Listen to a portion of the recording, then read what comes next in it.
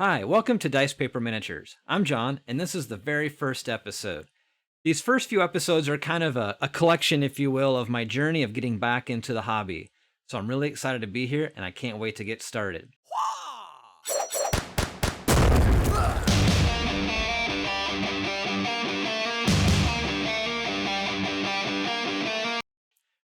For now, I'm kind of getting back into just seeing what, equipment, supplies, paints, brushes, things that I have that are still, decent quality to work with. I have gone and I've got a lot of new stuff lately, I have to be honest, but it, maybe it's just, the memory, the nostalgia, if you will, of what I really liked about some of the old paints. So I actually have a near complete collection of the Citadel paint range from back in the late 80s. In fact, I think most of these I bought from like 89 to 91. And I know some of them are actually still good. I've used them throughout the last 20 years, a little bit here and there, but they need a little bit of a rejuvenation. I've gotten some acrylic medium. I have some distilled water. I've bought like 3 different mixers just to kind of see how they work out, see if they are worth it. I also kind of gotten some paint mixing balls or paint agitators. I have some metal ones that I bought originally before I was going to film this episode, but then I actually bought those 6 months. I think it was for the army painter ones, and about a year, maybe almost a year and a half, when I bought some other ones that were supposed to be stainless steel, high quality uh, mixing balls off of, I think it was Amazon or eBay. And I know they're supposed to be quality, but I'm a little concerned that they're still going to rust. So after I bought those metal balls, I started seeing people advertise and talk about these glass, basically like glass marbles. They're all kind of originally considered slingshot, something like that, ammunition. And so I bought some larger glass balls for the newer Citadel paint bottles.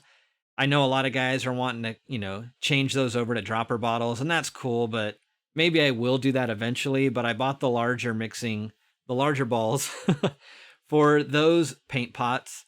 And then I have smaller mixing balls for things like Army Painter and Scale 75. There's some new other paint ranges I do want to try, but I kind of feel like I gotta tap the brakes a little bit. I basically bought the entire Citadel range within the last year to year and a half. I started just filling in some gaps or just wanted to try some new paint pots. And as a lot of you know, like, it's a terrible addiction. You just start buying shit. Next thing you know, well, I gotta finish it. So, anyways, I kind of did the same thing for Citadel and for Scale 75. For the Army Painter line, I have mostly just the washes and the like the tones. From what I understand, and from my experience so far, those are pretty solid.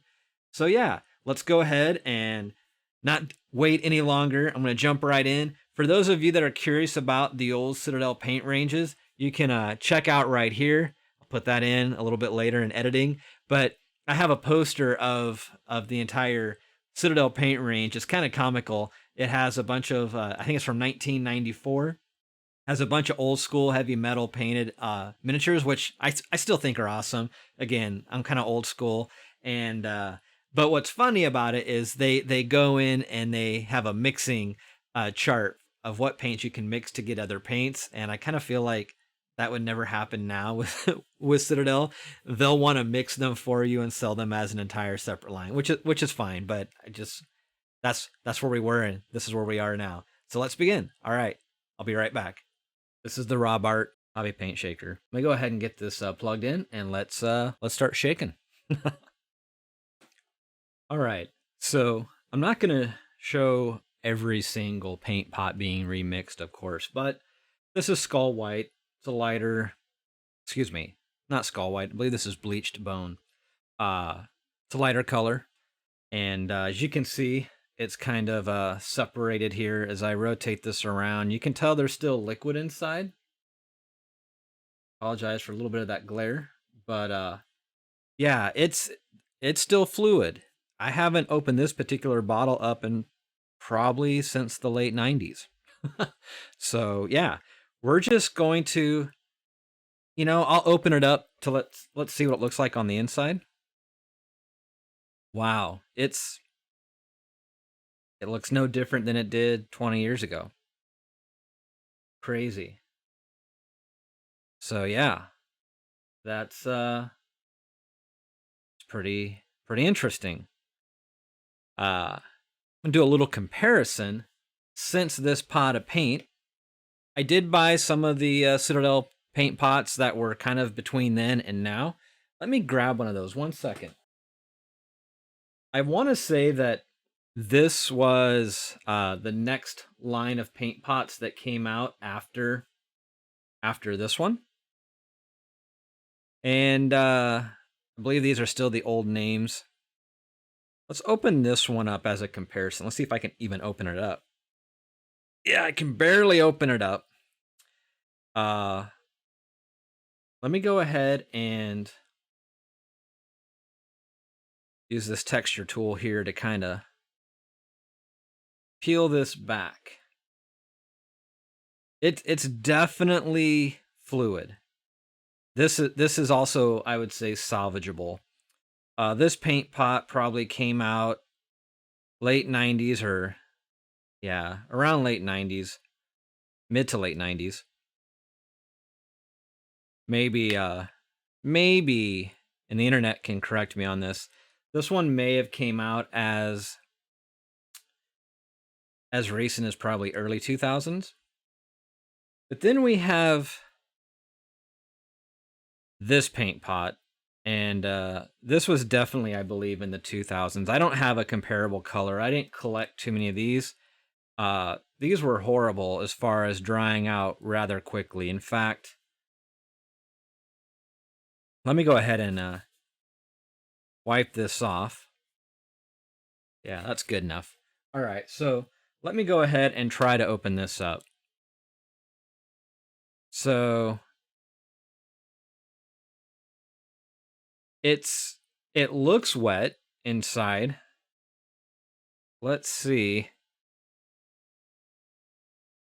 It's might be a little difficult to catch on camera, but when I stick this tool in there, it does have paint on the tip. But as you can maybe see, if I get the glare just right, you can see that it's leaving holes in. It's almost like a cake frosting consistency, if you will. It's not really melting into itself like a normal liquid would. It's definitely firm, but I wouldn't be able to probably get this to change its consistency by just using this paint shaker. I have another mixer that I'll show that kind of, it's a tool. It's by Badger. You'll see it here in a little bit. That goes into the paint pot, and you can literally stir up the paint.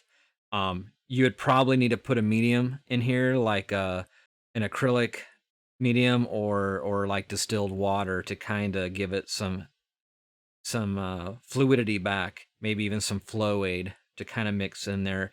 Kind of like a if you were to use like a Citadel medium, it'd be like this layman's medium. Otherwise, Liquitech has their own. Like I said, there's a flow aid. Let's see. Something like this Saks True Flow would probably help with that. But there you go. As I was saying, these, in a lot of ways, I liked the twist top pots, but I threw out most of these years ago because they all dried up.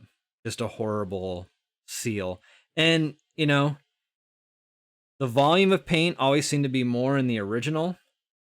And then these were actually about the same size, so the volume of paint seemed to be comparable.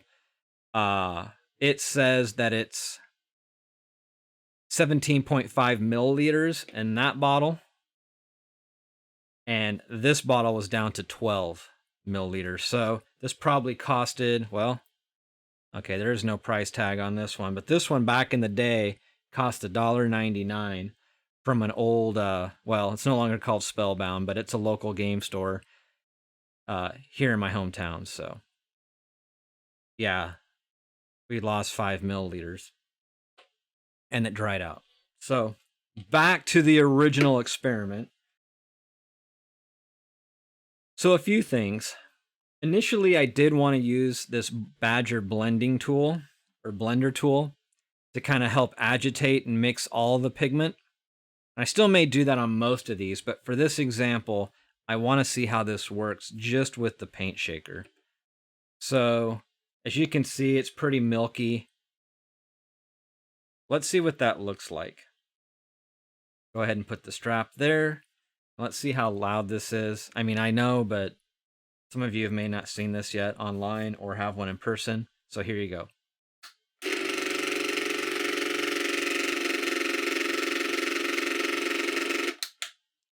$20 to 30 seconds is probably sufficient. Let's see.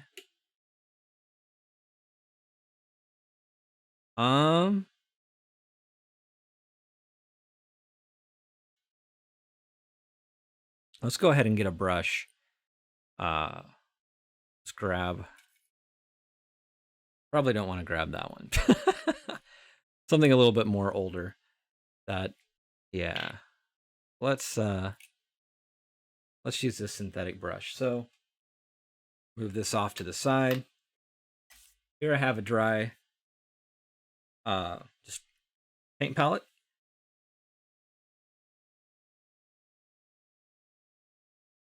The consistency, it's not too bad. Probably should have tested that out before I even mixed it, but from what I can tell, if I go ahead and test this all again,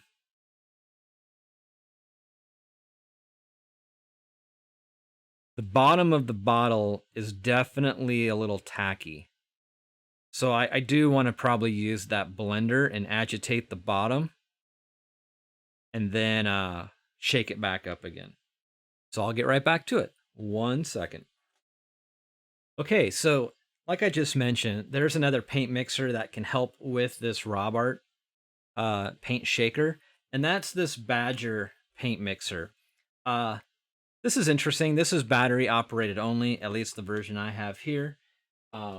I actually have it out of the box, but I just wanted to show this is what it looks like when you get it. These two pieces, the shaft here and then the actual control unit, these are separate when you get them. You have to basically just shove this onto a little post that's here. It's a firm fit, generally speaking. When I assembled it, I had to literally put the control unit against my drafting table here and just push down until it had a snug fit. Don't be, I guess, afraid to not just shove it as hard as you can. Yeah. Anyways, so you get a nice. It's firmly on the shaft because otherwise it has a potential of like coming off, and that's no bueno. So that being said, also this is the where the batteries go in.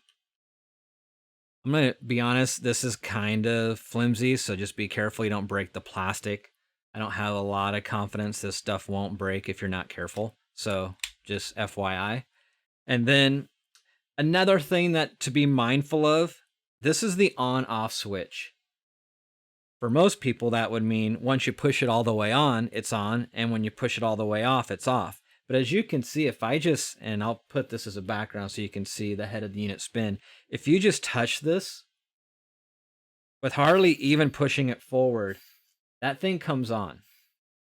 So it's when it's all the way engaged, it stays on, and when you disengage it and let off, there's like a little spring-loaded mechanism in here that eventually that head will stop spinning.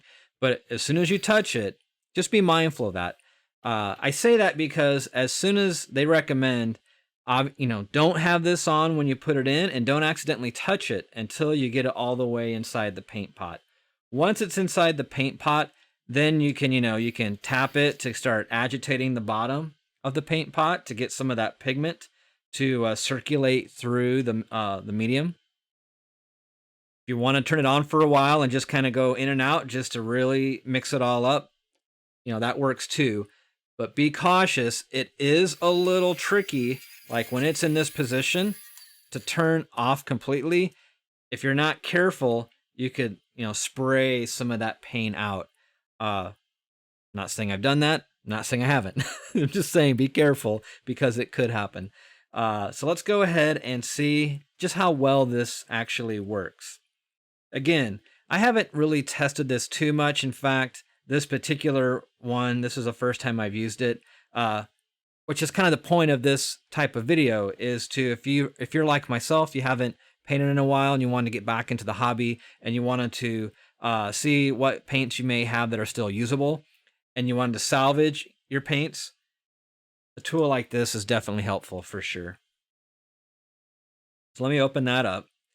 And like I said, do not turn this on until you get it inside, and be cautious that your thumb or finger doesn't hit the button until it's in the paint. Also, this head will barely clear the paint pot. So I'm fully inside, and I'm going to go ahead and turn it on. And I'm kind of catching the bottom. Let's see if you can see that. I didn't turn it all the way on. My thumb is just resting on it. I'm scraping the bottom of the pot to try to break free some of that pigmentation. And then I'm just kind of going up and down a little bit. It's almost like making a little milkshake, if you will. So I turned it off, and I'm pulling that out, and I'm being very cautious not to hit that button, because if you do, that paint's going to spray.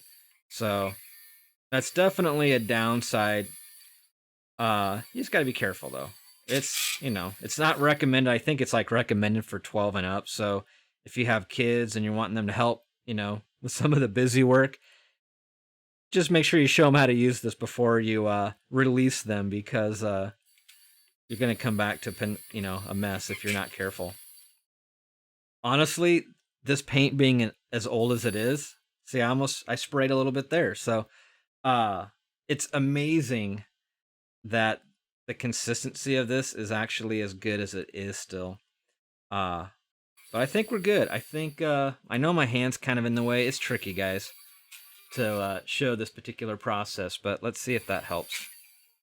So again, I'm just kind of going a little bit in and out. I am intentionally scraping along the sides and the bottom. And yeah. Again, try not to hit that button until you get that paint off, or you'll be hating yourself. So here's a little bit of distilled water. I'm going to go ahead and close that paint pot. Beauty. And yeah. Perfect example of what not to do. But I wanted to see if it, how much it would kick out. So no worries. I'll wipe that down and let my mistake be your lesson. All right. I'll be right back. All right. And I'm back. As I was saying, just be cautious. You put this in an open container like this, not a good idea.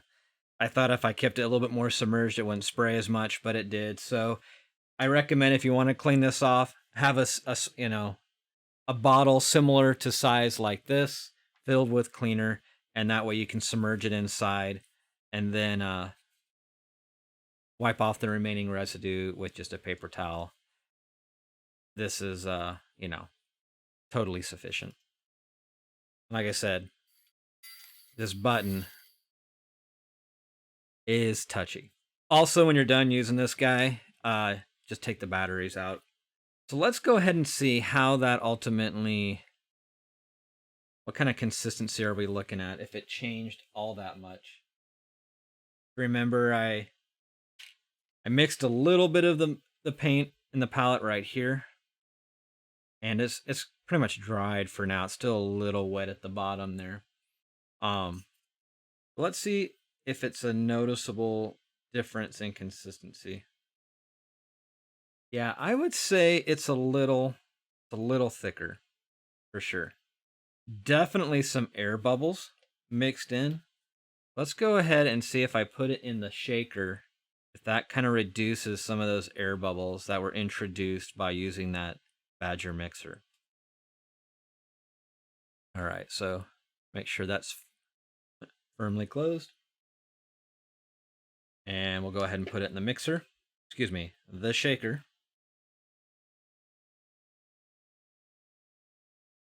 And I like to hold it down by the corners a little bit. You know, to each their own. You don't have to do this. It has little foam pads on the bottom, as you can see, that keep it, you know, mostly contained, but it definitely helps if you hold it. All right, about 30 seconds, 20 to 30 seconds. Let's go ahead and see if that helped with the bubbles that were introduced with the Badger. So the original one was kind of milky but usable, and that was just after using the shaker. When I used the Badger tool, I felt like it helped mixed in the pigmentation more. You got a color that was a little bit more blended. I felt like, again, this was not quite the same pigmentation throughout. There's a little bit of a discoloration in certain areas where this felt like it was blended more, but it introduced air bubbles. So still has a little bit of air bubbles, but I think I'd be totally fine with using that as is. Yeah, I don't think the paint bubbles would be an issue with painting. As you work the paint some, it seems like those bubbles dissipate to some extent. I'm going to go ahead and try a little layman's medium. See how that interacts. Normally I'd use a wet palette, but for this experiment, I didn't want a wet palette to affect the paint too much by adding even more fluidity to it. I wanted to try to control that a little bit more. Yeah, I think that would be totally fine. I'm going to let this dry and see what those air bubbles do. I know there's a lot of YouTube painters out there. Well, some recently are using more of a stippling effect, and it seems like when they stipple the paint on, even if the paint's totally new and mixed well, it introduces some air bubbles, but they always mention that those kind of just like dry out. So we'll see. We'll see. This has a lot of medium in it. This has some. This was like you all saw. This is the shaker plus the mixer. This is the shaker and the mixer, but no layman's medium in it. And then this was just with the shaker, not the Badger mixer. So let's come back to that in a little bit. Okay, and I'm back. Let's take a look at how these dried. So just with the paint shaker, I actually feel this may have dried the best. I used that Badger mixer. While I liked the consistency of the paint, some of those air bubbles, and that might be caused by like me as just an inexperienced user with that particular mixer. Going up and down like I did, I was coming out of the paint and going back into it. It's a good chance I introduce way more air into it. And over time, those bubbles will come out. But in the short term, there's definitely some air bubbles in that paint, and it's more or less dried now. Now, the paint that I added some layman medium, I should say, it's still a little wet. And most of it kind of almost kind of drained down to the bottom of this palette. And also where it was mostly medium with a little bit of pigment added, it did a similar thing. It kind of shifted down. So probably too much medium. Now, adding the medium definitely helped remove the air bubbles, though. So there's really no visible air bubbles. A little bit in this one, but not too much. But again, a little difficult to see. But there's definitely some in there, and there's no air bubbles there. I'm going to try another paint. As you can see, it's definitely separated. So most of the pigment's resting at the bottom and most of the liquids at the top. I'm going to go ahead and just use the shaker on this and see what it's at with consistency and not use the mixer. Well, let me back that up. I will use the mixer, but I'll use it to where I submerge it more and not come up as much and see if that still introduces bubbles. And we'll go from there. All right, 1 second. So I haven't opened this up at all. Let's go ahead and do that. Yeah, there's as many of you are familiar with this, when these paints set for a while, that acrylic paint kind of turns into a plastic. So let me go ahead and pull this out. It's in there pretty good. I'm going to probably make another mess, so, that's all right. I feel like I wasted so much paint by doing that, but let's find out. All right, here we go. About 30 seconds. Yeah, I'm not feeling like this is too promising, but let's see. It definitely goes all the way in. It doesn't get tacky until the very bottom. Honestly, that's not bad. I'd probably leave that on there for a little bit longer than 30 seconds. Let's see how this paint feels. There's definitely no bubbles. And has pretty good coverage. I mean, let's be honest, any one of you that remembers the old Citadel Paint line, there's a lot of inconsistency in the pigmentation, whether it's almost like the consistency of a skim milk, if you will, all the way up to it's just kind of thick and creamy. Shades closer to yellow or even reds tend to be a little bit more translucent, and blues, in my experience, greens and blues tend to be a little bit more thicker or opaque, if you will. But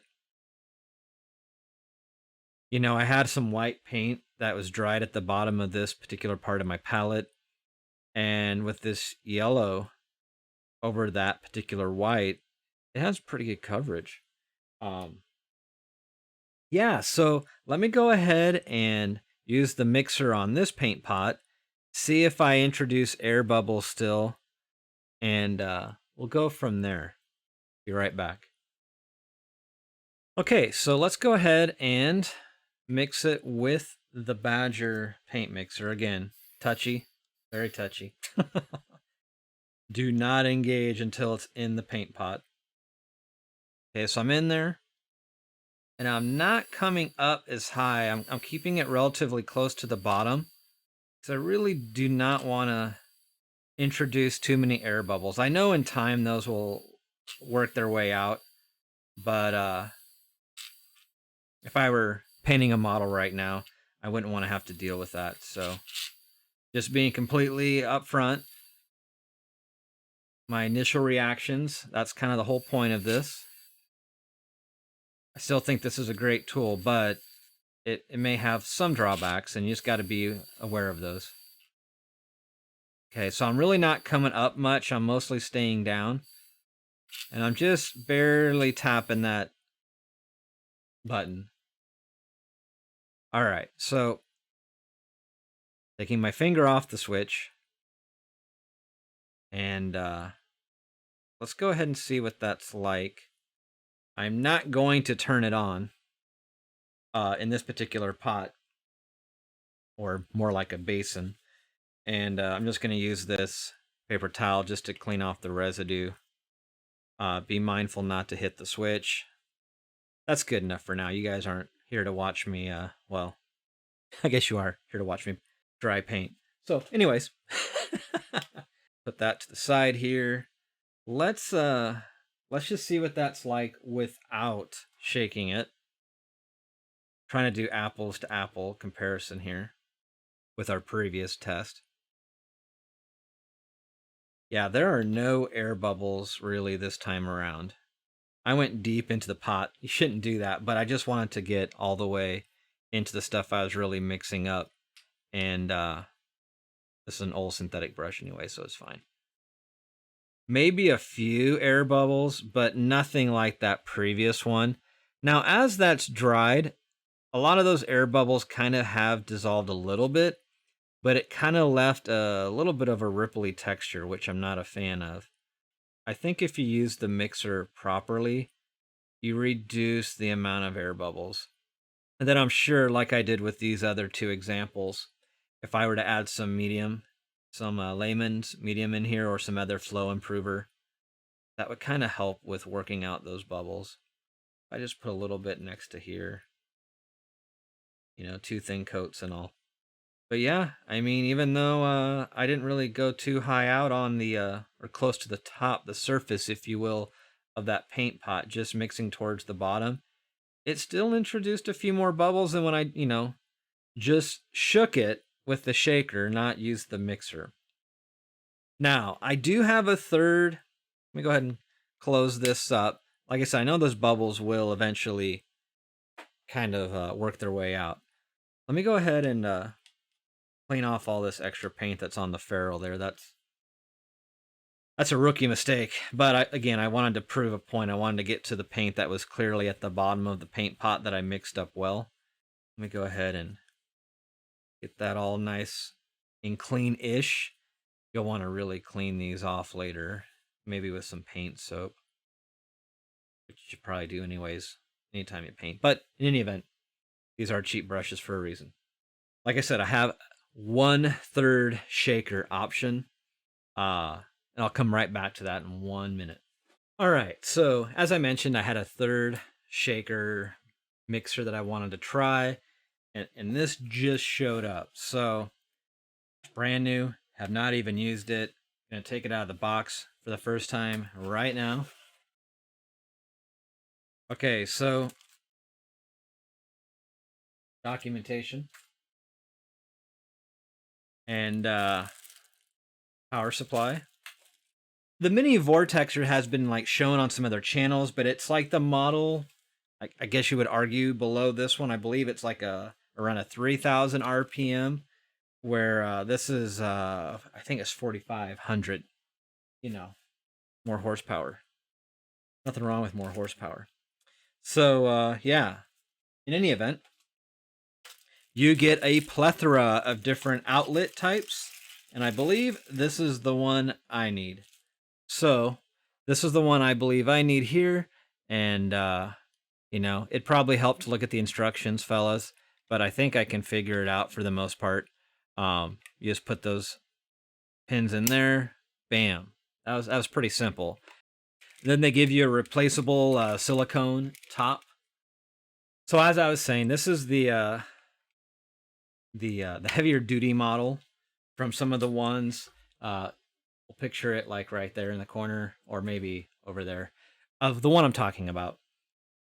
Okay, so this bad boy, it's pretty simple. I always recommend you should read the instructions, but sometimes you can figure things out without having to bother. I know based on reviews of the like the level below this, you just have to basically place your paint pot here, press down, and it will start to vibrate and shake the paint.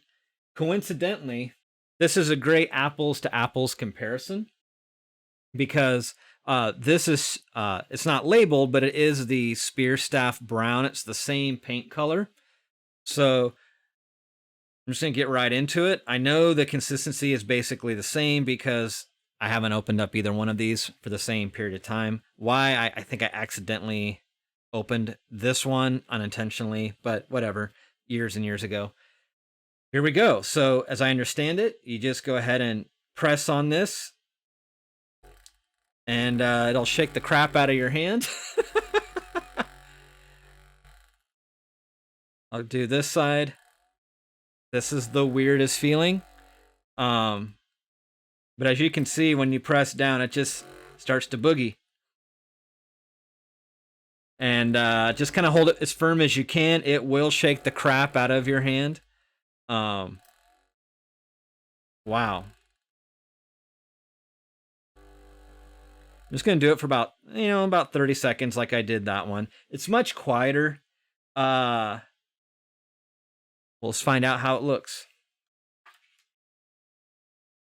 These rubber pads are no joke. They really hold. This thing is solid. Not only did I get this as a side note because I wanted to try a different version of what I've been seeing getting other reviews on. I wanted to try something different. It has more RPMs. It also is heavier. it feels like it's more solid. Some of the drawbacks to the model that's the precursor or the lesser end model to this one, while that model's great, don't get me wrong. If this didn't exist, I definitely would have gotten that one. And that other one is a little bit more affordable. It seems to be a little bit more prone to breaking. The case that goes around it is pretty fragile. If you were to drop it, it seems to shatter easier. I don't plan on dropping either one if I had the other one or not, but it seems like it's a little more fragile, and I wanted something a little bit more heavy duty. So I wanted to spend a little bit more money to get the little bit more higher end option. So with that out of the way, let's go ahead and see. Wow, it looks pretty good. And let's just see. So I can definitely tell it didn't like get the paint up to the top. Maybe I should have turned it upside down. To be honest, I was a little scared it might break the seal, but let's just see what the paint's like inside. See what kind of consistency we're looking at here. Oh, I apologize. Let me bring this lamp a little bit back into frame here.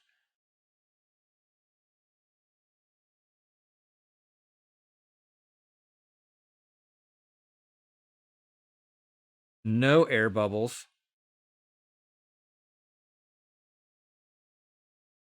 From what I can tell. That paint consistency is really good. Man. I think for the money that the Robart's not bad. I do know that some people say that it has a potential of breaking at the shaft there or shearing off. I haven't had that experience yet. I could see that possibly happening over time. I don't know what the durability, to be honest. I think this is a heavier duty brand, but in time it could have some issues too. But comparing how these two mixed up, to be fair, the consistency of this paint is, can't believe it's over 20, almost 30 years old. It's fantastic. Let me mix in a little layman's medium.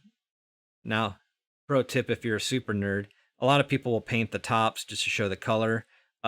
Sometimes I just do a black ring to let me know that this is an actual opened pot. I never did that on my old ones. It was really easy to see if it was opened or not, right? Like you could tell the strip's gone. But on these guys that have just the nibs, you can't tell if this is opened or not. So just a black magic marker again, or if you just dab some paint on top, that lets you know it's open too. But this is clear, kind of hard to tell. So that's why I have that. And I'll just put a couple dabs there. Close that back up. And go ahead and wipe that off. It's a little bright, I understand. Hopefully I can get some of that out in the post edit. And while this is still a little wet, mix that in there. Oh yeah, that's great. With the layman's medium, that has a real nice consistency still. It's not really pooling too bad. So that's just with this mini Vortexer. This was like an Amazon find. Lots of different buyers, or sellers, I should say. If you've been to my website, you know I have a variety of different affiliate links, so that's pretty commonplace anymore. So if you wanted to get any of these things, I mean, this mixer, this Vortex mini Vortexer, or the Verdict, I have this available, but again, the Verdict, I'm still kind of out on this. I don't like how the air bubbles were introduced, but I do think those will kind of work their way out in time. I do like the idea of this physical head getting in there and agitating up that pigment. So on paper, this seems great. I probably need to practice more with it. Let me go ahead and just reiterate though, when I use this mini Vortexer, the paint in the pot seemed to mix up great, but it didn't like get it kind of mixed around. It's like up on the lid, it's still dry for the most part. Whereas when I would place this on its side on the Robart's paint shaker, it got paint all the way through the pot. I don't know if that really matters. But I know a lot of you have a tendency to want to, and myself included, will take a dollop of paint from the lid. And if you were to do that after just using the mini Vortexer, you wouldn't get the quality of paint you would want. You have to really go into the pot. Let me go ahead and mix this upside down and see what happens. God, I hope this doesn't explode. Kind of nervous, fellas.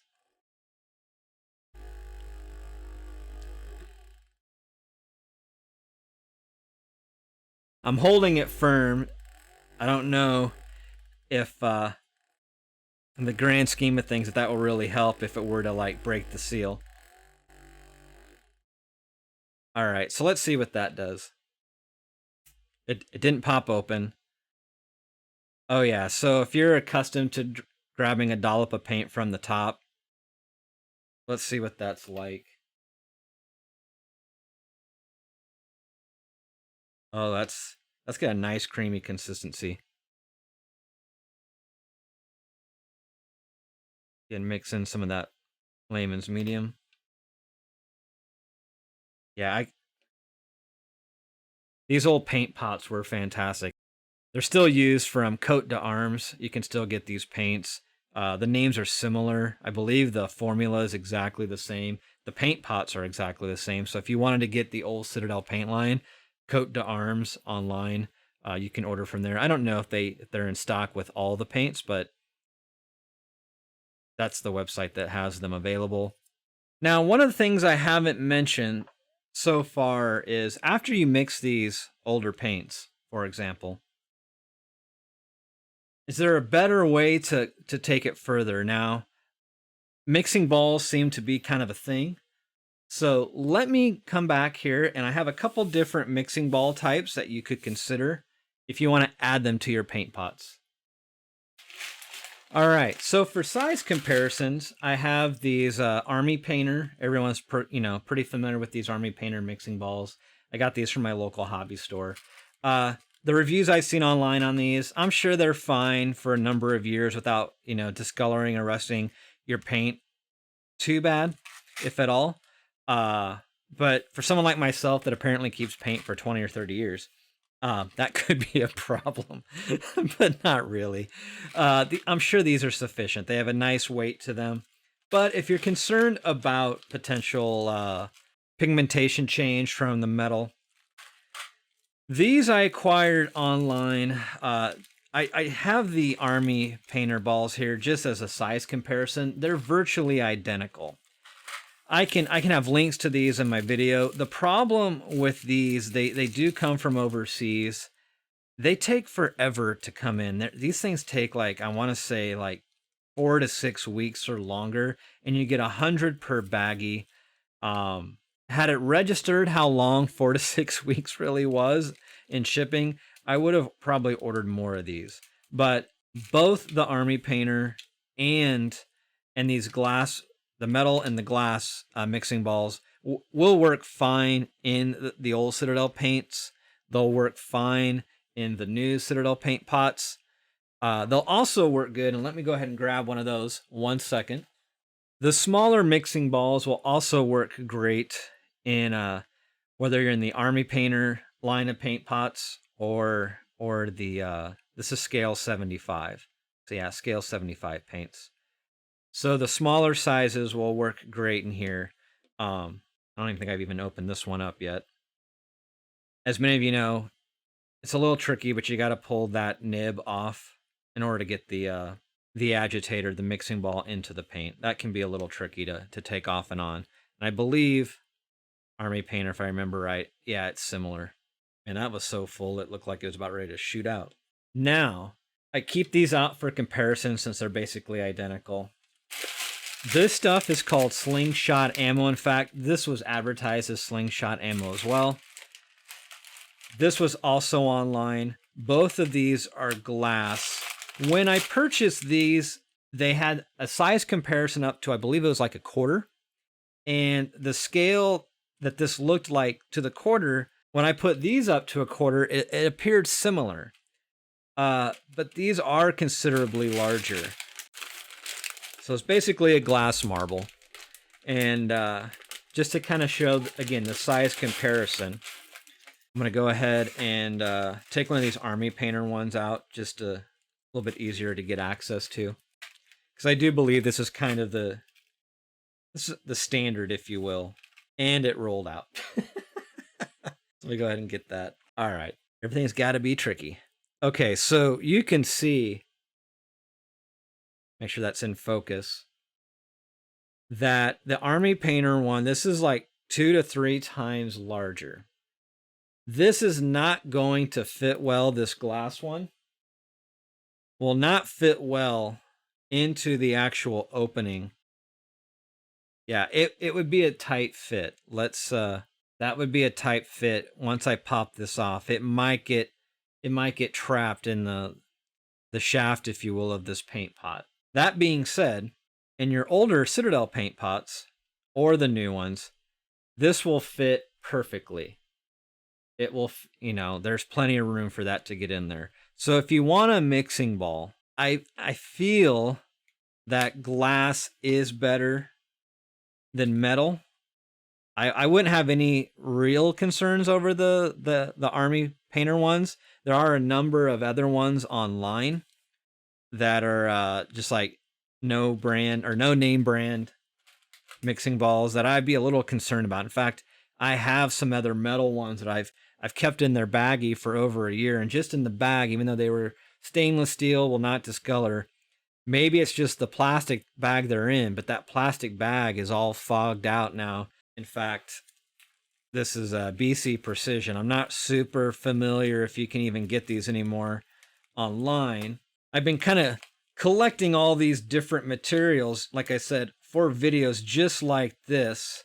If you check out the About section on my website, it kind of goes into my background a little bit and what I've been doing the last few years. And I've been kind of collecting some of this material to make content that I'm finally getting a chance to do. So yeah, the Army Painter ones are nice and shiny. And these BC ones are kind of filmy. Now, maybe you could wipe these off and maybe it's just because let's be honest, a lot of these plastic bags, I don't know about your experiences, but my experiences, these aren't like high quality plastic bags. They tend to get really funky. Even some of my GW products, like my kill team, some of my different kill teams that I've collected over the last year. If you collect that, as you know, the bags that hold the terrain especially tend to get really filmy and weird feeling, and that's exactly what this is like. So it could be that the metal is fine. They just need to probably be cleaned in some isopropyl alcohol, wiped off, and they'd be good to go. But again, I was a little concerned by this because it is metal. Just to show a size comparison, Army Painter, the BC Precision, and then this is that Camp Fit. Yeah, Camp Fit slingshot ammo.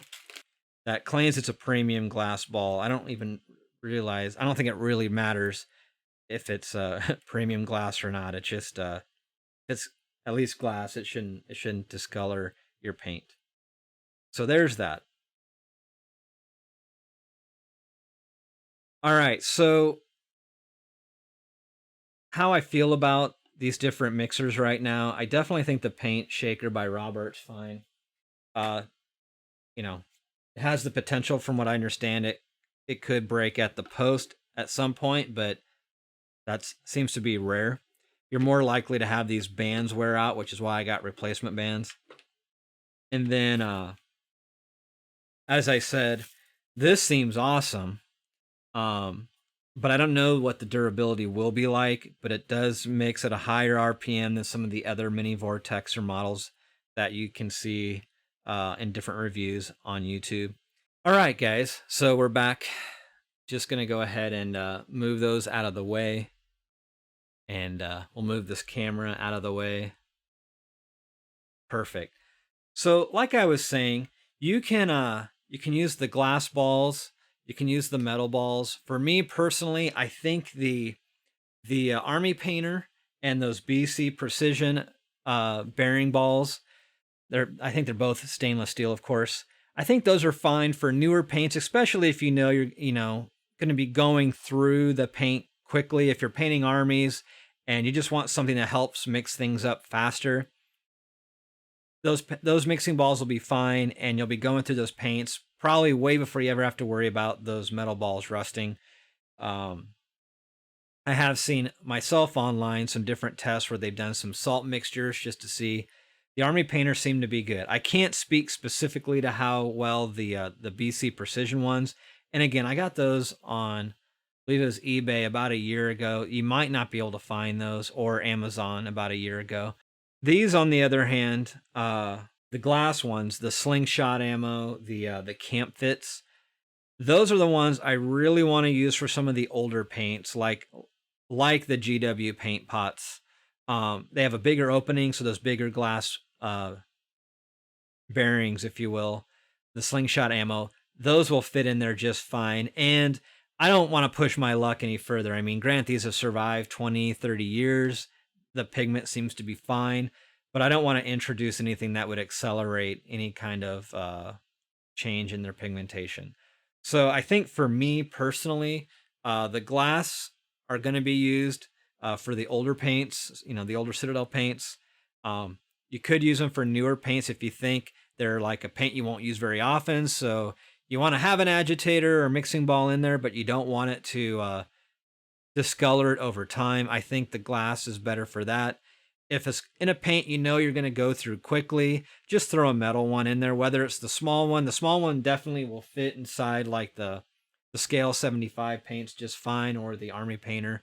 They'll obviously fit inside something comparable. Well, let me point that out, to the new paint pots for Citadel. But I think the bigger bearing will help kind of push through the medium, the paint a little bit better than that lighter weight one.